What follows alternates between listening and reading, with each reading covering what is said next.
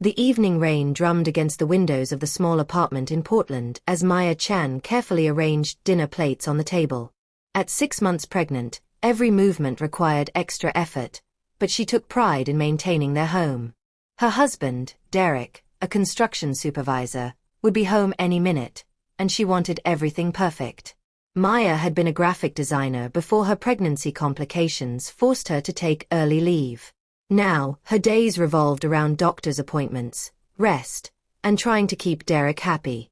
Lately, that last task had become increasingly difficult. The door slammed open, and Derek stumbled in, his breath reeking of alcohol. Maya's heart sank. This was the 3rd time this week. "Where's my dinner?" he demanded, tossing his jacket onto the floor. "It's ready, Derek. I made your favorite, chicken and rice," Maya said softly, her hand instinctively moving to her belly. Derek glared at the table, then swept his arm across it, sending plates crashing to the floor. "This is garbage. You can't do anything right." Maya flinched, tears welling in her eyes. "Derek, please. The baby. Always the baby," he shouted. "What about me? I work all day while you sit around doing nothing." "I'm on bed rest. The doctor said." "I don't care what the doctor said." Derek's face contorted with rage as he advanced toward her. Maya backed away, but there was nowhere to go in their tiny living room. "Derek, you're scaring me. Please, just calm down." What happened next seemed to unfold in slow motion. Derek's foot lashed out, connecting with Maya's shin with brutal force. Pain exploded through her leg, and she lost her balance. Her pregnant body crashed against the door, then tumbled onto the concrete steps outside their ground-floor apartment. Maya lay there in the rain, gasping for breath, her hands cradling her belly. The physical pain was nothing compared to the terror that gripped her heart. Was her baby okay? She felt for movement, praying desperately. "Get up!" Derek yelled from the doorway. "Stop being so dramatic." But Maya couldn't move. Shock had set in, and her body trembled uncontrollably. A neighbor, Mrs. Rodriguez, an elderly woman from upstairs, appeared with an umbrella. "Oh my God, Maya." She knelt beside her. "Don't move, honey. I'm calling an ambulance." "No, please," Maya whispered, afraid of what Derek might do if the police got involved. Mrs. Rodriguez ignored her, already dialing. "You need help, and so does your baby." As sirens wailed in the distance, Maya felt a small flutter in her belly, her baby moving. Relief flooded through her, mixed with a crushing realization. This couldn't continue. She couldn't protect her child if she couldn't even protect herself. Derek had disappeared back inside, slamming the door. Through the window, Maya could see him pacing, running his hands through his hair. Part of her wanted to believe he was remorseful, that this was rock bottom and things would change. But a stronger, clearer voice inside her knew the truth. This was who Derek had become, and it would only get worse. The paramedics arrived, gently loading Maya onto a stretcher. As they wheeled her toward the ambulance, she took one last look at the apartment that had been her prison for the past 2 years. The rain continued to fall, washing away the blood from her scraped hands but unable to cleanse the pain in her heart. In that moment, soaked and broken on a Portland street, Maya made a decision. She would survive this. Her baby would survive this. And somehow, someway, she would find the strength to break free. If Maya's story is touching your heart, please like this video, subscribe to our channel, and hit the notification bell so you never miss an update. Share your thoughts and support in the comments below. Chapter coming next. You won't want to miss what happens at the hospital. The fluorescent lights of Portland Memorial Hospital burned Maya's eyes as nurses rushed around her. The emergency room bustled with activity, but she felt disconnected from it all, as if watching a movie about someone else's life. "Maya, I'm Dr. Sarah Bennett," a woman with kind eyes and graying hair said, placing a warm hand on her shoulder. "We're going to check on you and your baby, okay? Can you tell me what happened?" Maya's throat tightened. The standard answer was always ready. "I fell." But as she opened her mouth to lie, she saw Mrs. Rodriguez standing near the entrance, still holding her umbrella, her expression filled with concern and knowing. My husband. Maya's voice cracked. Dr. Bennett nodded gently. Take your time. First, let's make sure baby is doing well. The ultrasound machine was wheeled in, and Maya held her breath as the technician spread cold gel across her swollen belly. The room fell silent except for the swoosh-swoosh of the baby's heartbeat filling the air. Strong heartbeat, the technician smiled. Your little one is a fighter. Tears streamed down Maya's face, tears of relief, gratitude, and overwhelming sadness. Her baby was okay, but nothing else was. After the examination confirmed the baby was unharmed and Maya had only minor injuries, bruises, scrapes, and a badly bruised shin, Dr. Bennett sat beside her bed. Maya, I've been an ER doctor for 20 years. I know the signs of domestic violence, she said quietly. What happened to you tonight wasn't an accident. Maya wanted to defend Derek, to make excuses, but she was too exhausted for lies. It's getting worse, she whispered. He never used to be like this. The drinking, the anger. I don't know what happened to the man I married. Abuse escalates, Dr. Bennett explained. And pregnancy is often a trigger point. Statistics show violence increases during pregnancy.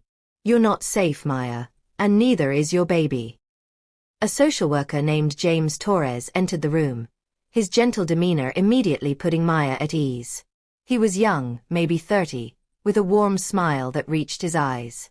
Maya, I'm here to help you explore your options, James said, pulling up a chair. No judgment, no pressure. Just information and support. I don't have anywhere to go, Maya admitted.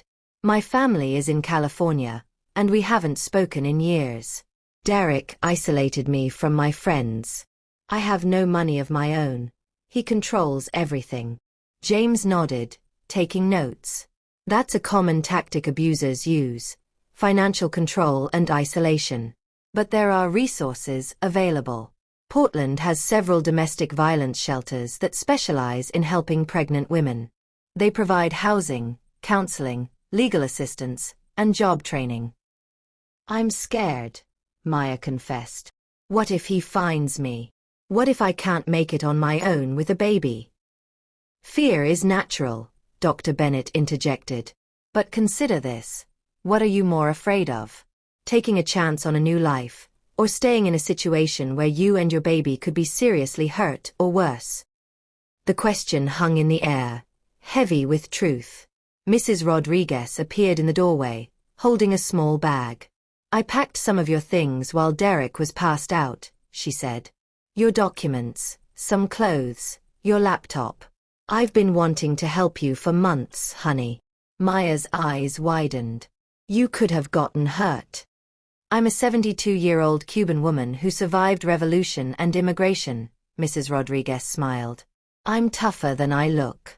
Besides, I couldn't let you go back to that apartment with nothing. The kindness of these strangers, these angels, overwhelmed Maya. Dr. Bennett, James, Mrs. Rodriguez, even the nurses who kept checking on her with encouraging smiles. They saw her worth when she'd forgotten it herself. There's a shelter called New Beginnings, James explained. They have space available, and they can take you tonight. You'll have your own room, 3 meals a day, and access to counselors, lawyers, and job placement services. They'll help you create a safety plan and start building a new life. Maya looked down at her belly, feeling her baby kick as if urging her forward. What do I need to do? James's face lit up. First, we document everything. Your injuries, your statement about what happened. This creates a legal record. Then, we get you a restraining order. After that, we transport you to the shelter through a confidential location process. Derek won't know where you are. Can I really do this? Maya asked, her voice small. You already are, Dr. Bennett smiled. You survived tonight. You protected your baby. You told the truth. Those are the hardest steps, and you've already taken them. As Maya signed the paperwork that would change her life, her hands trembled, but her resolve grew stronger. She was terrified, yes, but for the first time in months, she also felt something else. Hope. The baby kicked again, and Maya whispered to her belly, "We're going to be okay. I promise."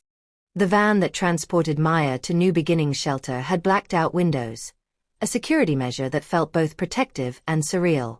She clutched the bag Mrs. Rodriguez had packed, her lifeline to the person she used to be. When they arrived, Maya expected something institutional and cold. Instead, she found a converted Victorian house in a quiet Portland neighborhood, its location kept strictly confidential. Flower boxes adorned the windows, and a warm light glowed from inside. A woman in her 50s with short silver hair and kind eyes met her at the door. "Welcome, Maya. I'm Linda Ramirez, the shelter director. You're safe here." Those 3 words, "you're safe here," nearly broke Maya's composure. When had she last felt safe? Linda guided her through the house, explaining the rules and resources. There were 12 rooms for residents, a communal kitchen, a playroom for children, and offices where counselors and legal advocates worked.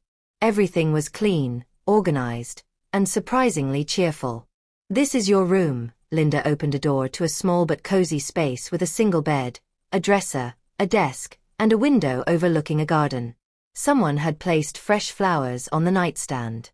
Maya sat on the bed, overwhelmed by the simple kindness. "I don't know how to thank you. You already have by choosing to be here," Linda said. "Get some rest tonight. Tomorrow, we'll start working on your plan. You'll meet with a counselor, a legal advocate, and our job placement coordinator.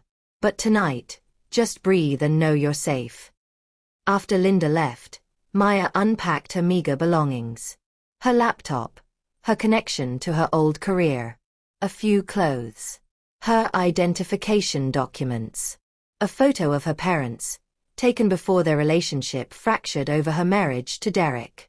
They had seen the warning signs she'd ignored. She opened her laptop, her fingers hovering over the keyboard. For months, Derek had monitored everything. Her emails, her social media, her phone. But here, with the shelter's secure Wi-Fi, she was free to reconnect. Maya composed an email to her mother, deleting and restarting a dozen times before finally writing, "Mom, I'm sorry. You were right about Derek. I'm safe now, and I'm pregnant. I'm in a shelter in Portland, and I'm finally ready to listen. I love you and miss you. Please, can we talk?" She hit send before she could second-guess herself, then closed the laptop, exhausted. A soft knock interrupted her thoughts. A young woman about Maya's age, heavily pregnant, stood in the doorway. "Hi, I'm Emma," she smiled tentatively.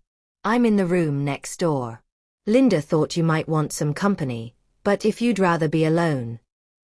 "No, please come in," Maya said, grateful for the distraction. Emma sat in the desk chair, her hand resting on her belly. "I've been here for 3 weeks. My ex-boyfriend. Well, similar story to yours, I'm guessing. I'm due in a month." "I'm 6 months along," Maya shared. "I'm terrified about everything." "Me too," Emma admitted. "But it gets easier. The first night is the hardest. You keep thinking about going back, making excuses for them, remembering the good times." "How did you know?" Maya whispered. "Because we all do it," Emma said gently. "But then you remember why you left. You remember that your baby deserves better. You deserve better." They talked for hours, sharing their stories, their fears, and tentatively, their hopes. Emma was training to be a medical assistant through the shelter's job program. She had her own apartment lined up for after the baby came, subsidized housing that would help her get on her feet. "You can do this too," Emma encouraged. "You were a graphic designer, right? There's a huge market for that here in Portland. The job coordinator, Marcus, is amazing. He'll help you build a portfolio and connect with clients who support survivors." As midnight approached, Emma stood to leave. "Get some sleep. Tomorrow, you'll meet the other women here. We're like a family. We understand what you've been through because we've been there too. After Emma left, Maya lay in bed, her hand on her belly. Her baby was active tonight, perhaps sensing the change in environment, or maybe celebrating their newfound freedom. Her phone buzzed. She'd been avoiding it all evening, terrified of seeing Derek's name. But this was an email notification. Her mother had responded. My darling Maya, I never stopped loving you or hoping for this day. Call me tomorrow. We'll figure everything out together. You're going to be an amazing mother, and I can't wait to meet my grandchild. I'm so proud of your courage. Love, Mom. Maya cried then, letting out months of pent-up fear, sadness, and relief. But these tears were different from the ones she'd shed in that apartment. These were tears of release, of hope, of new beginnings. She looked around her small room, her first space in years that was truly hers, where she was safe, where she could breathe without fear. It wasn't much, but it was everything. Outside her window, the Portland night was quiet and peaceful. For the first time in years, Maya fell asleep without dread for the morning, without fear of footsteps in the hallway, without needing to walk on eggshells. She fell asleep free. Maya woke to sunlight streaming through her window and the smell of coffee and breakfast wafting from downstairs. For a disorienting moment, she forgot where she was, then remembered, she was free. Her phone showed 15 missed calls from Derek and dozens of texts ranging from apologetic, "Baby, I'm so sorry, please come home," to threatening, "You're my wife, you can't just leave," to manipulative, "I'll change, I promise, think of our baby growing up without a father." Maya took a screenshot of every message, evidence, as James the social worker had advised, then blocked Derek's number. Downstairs, the communal kitchen buzzed with activity. 6 women of various ages and backgrounds prepared breakfast together, their children playing in the adjacent room. Emma waved her over. "Maya, come meet everyone." The introductions were warm but respectful of boundaries. There was Rachel, a nurse escaping an abusive marriage of 15 years, working on her custody case.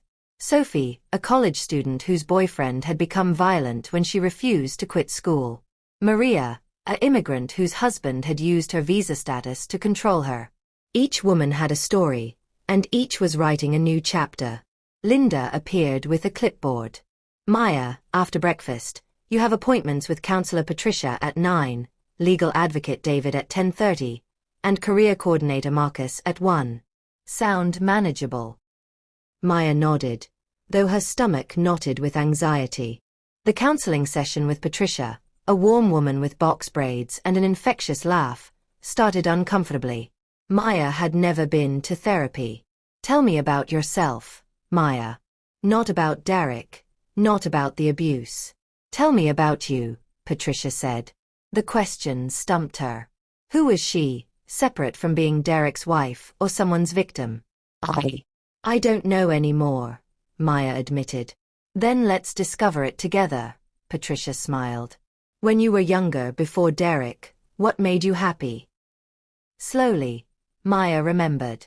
She'd loved drawing since childhood, studied graphic design in college, dreamed of starting her own design agency. She'd loved hiking, photography, visiting art galleries. She'd been confident, social, ambitious.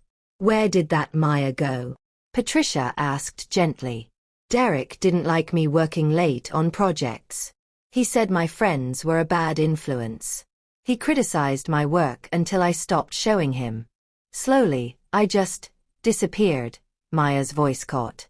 "You didn't disappear," Patricia corrected. "You were suppressed. But she's still in there, and we're going to bring her back.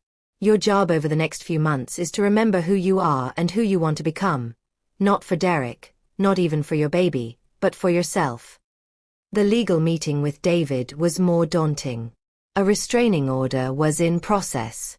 David explained that Derek had been served that morning and was legally prohibited from contacting Maya or coming within 500 feet of her. "He violated that already with the texts," David noted, "which strengthens your case. We're also filing for legal separation and beginning divorce proceedings. Oregon law allows for immediate dissolution in cases of domestic violence." What about custody? Maya asked, her biggest fear. We'll fight for full custody with supervised visitation at most, David assured her. Given the documented violence, especially while you were pregnant, and his substance abuse, the courts typically favor protecting the child. We have your medical records, police report, witness statements from Mrs. Rodriguez, and his threatening texts. You have a strong case. The afternoon session with Marcus, the career coordinator, felt like rediscovering a lost part of herself. He reviewed her portfolio, work she hadn't looked at in over a year. Maya, this is exceptional, Marcus said, scrolling through her designs. Portland's design scene is thriving, and there's a growing movement of businesses specifically supporting survivor-owned enterprises. I have 3 potential clients I'd like to introduce you to this week. This week? But I'm living in a shelter, I'm pregnant, I'm barely holding it together. You're also talented, experienced, and determined, Marcus interrupted. Clients don't care where you live, they care about quality work. And you need income. The shelter can house you for up to 6 months, but building financial independence is crucial. Start small, freelance projects you can do on your laptop. Build from there. By week's end, Maya had her first client. A local non-profit needed a logo redesign. The pay was modest, but it was hers. Money Derek couldn't touch, couldn't control, couldn't take away. She also reconnected with her mother via video call, sobbing as she saw her mom's face for the first time in 2 years. Come home to California, her mother pleaded. I can't, Mom. Oregon has better support systems for survivors, and I've started building something here. But maybe you could visit when the baby comes. I'll be on the first flight, her mother promised. Emma knocked on Maya's door that evening with exciting news. She'd found an apartment and would be moving out next week. Maya felt genuinely happy for her friend, but also anxious about losing her support system. You're going to be fine, Emma assured her. Actually, better than fine. You're thriving already. Look at you, working again, reconnecting with family, standing up in court. That's not just surviving, Maya. That's living. That night, Maya updated her online portfolio for the first time in months, her fingers flying across the keyboard with the old confidence returning. She designed a logo for herself, a phoenix rising, representing rebirth and transformation. As her baby kicked enthusiastically, seemingly approving of the late-night work session, Maya smiled. She was reclaiming herself, piece by piece. The Maya who had been thrown into the rain that terrible night was discovering she was stronger than she ever knew. She was becoming whole again. 3 months later, Maya sat in the rocking chair of her new apartment, gently swaying as she nursed her 3-week-old daughter, Lily Grace Chen. Sunlight filtered through the curtains, casting a warm glow over their small but cozy space. The apartment was modest, a 1-bedroom in a safe Portland neighborhood, but it was hers. Every piece of furniture, every dish in the kitchen, every diaper in the nursery represented her independence. Her graphic design business, Phoenix Creative, had taken off faster than expected. 3 regular clients had become 7, and she'd hired Emma, now a certified medical assistant, to help with administrative tasks part-time. Her mother had stayed for 2 weeks after Lily's birth, helping Maya navigate the overwhelming world of new motherhood. You're doing amazing, sweetheart, her mom had said before returning to California. Look at everything you've built.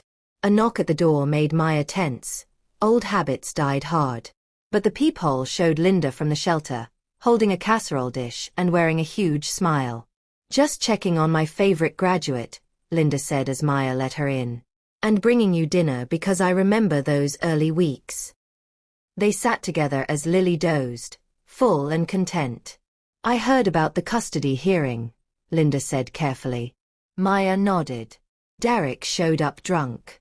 The judge terminated his parental rights entirely. No custody, no visitation. He has to pay child support, but that's the only connection he has to Lily now. How do you feel about that? Relieved, Maya admitted. And sad for what might have been. I married someone I thought would be a good father. But I'm mostly grateful. Lily will grow up safe, surrounded by people who love her. Linda squeezed her hand. You did that. You gave her that gift. After Linda left, Maya placed Lily in her bassinet and opened her laptop. An email from a major Portland marketing firm had arrived. They wanted to hire Phoenix Creative for a 6-month contract. The fee would cover her expenses for a year. Maya stared at the screen, tears streaming down her face, but these were tears of joy and disbelief at how far she'd come. Her phone rang. Emma. Did you see it? Did you see the email? Emma squealed. I'm looking at it now. Emma, I can't believe this is real. Believe it. You earned this, Maya. Your work is incredible. Oh, and guess what? Rachel got full custody of her kids today. Sophie graduated college with honors. Maria got her green card and opened a catering business. We're all making it. After hanging up, Maya walked to her window, looking out at the Portland skyline. 6 months ago, she'd been broken, terrified, and convinced she'd never escape. Now she was a mother, a business owner, a survivor who'd become a thriver. Her journey hadn't been easy. She still had nightmares occasionally. She still tensed when she heard loud voices. She still double-checked her locks and looked over her shoulder sometimes. Trauma didn't disappear overnight. But she also had therapy sessions with Patricia to help her heal. She had a support group of women who understood. She had her mother, now a regular presence in her life again. She had Emma and the other shelter sisters, her chosen family. She had work she loved and a daughter who would grow up knowing her mother's strength. Maya opened her journal, another tool Patricia had suggested, and began to write. Dear Lily. Someday, when you're old enough, I'll tell you about the night everything changed. About how scared I was, and how I found courage I didn't know I had. I'll tell you about the angels who helped me. Mrs. Rodriguez, Dr. Bennett, James, Linda, Patricia, David, Marcus, and Emma. I'll tell you that leaving was the hardest and best decision I ever made. That asking for help wasn't weakness, it was strength. That rebuilding my life, piece by piece, taught me that I'm capable of anything. But most importantly, I'll tell you that you saved me as much as I saved you. Knowing you were depending on me gave me the courage to break free. You are my greatest motivation and my most precious gift. You will grow up knowing you are loved, valued, and safe. You will never see your mother accept less than she deserves. You will learn that you have a voice, that you matter, and that you are strong enough to overcome anything life throws at you. You will also learn that it's okay to ask for help, to lean on others, and to be part of a community. We are not meant to walk through life alone. I promise you a life full of love, laughter, art, adventure, and possibility. I promise you will never doubt your worth. This is our new beginning, sweet Lily. And it's going to be beautiful. All my love. Mom. Maya closed the journal and picked up her daughter, holding her close. Lily stirred, opening her eyes, Derek's brown eyes, but with a completely different future ahead of her. We made it, baby girl, Maya whispered. We're going to be just fine. Outside, the Portland rain began to fall, but this time, Maya welcomed it. Rain meant growth, renewal, washing away the old to make way for the new. She had walked through the fire and emerged as a phoenix. And she was finally, truly free. The end. Thank you for following Maya's incredible journey from victim to survivor to thriver. If this story touched your heart, please like, subscribe, and share it with anyone who needs hope and inspiration. Your support helps us create more stories that matter. Remember, if you or someone you know is experiencing domestic violence, help is available.